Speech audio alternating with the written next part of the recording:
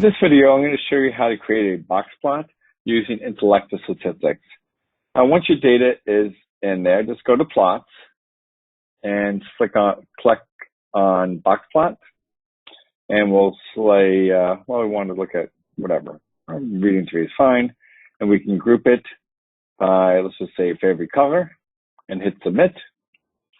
And what you'll see is a few things here. So one, you'll see the box plot. When you scroll over it, it will give you the max, the min, the upper, median, and lower quartiles. Okay.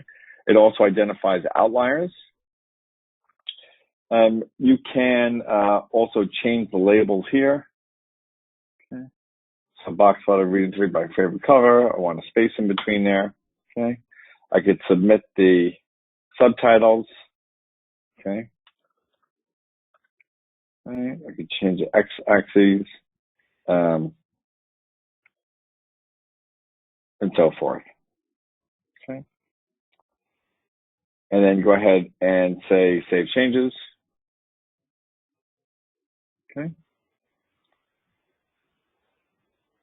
And then you can also just add these to the analyses.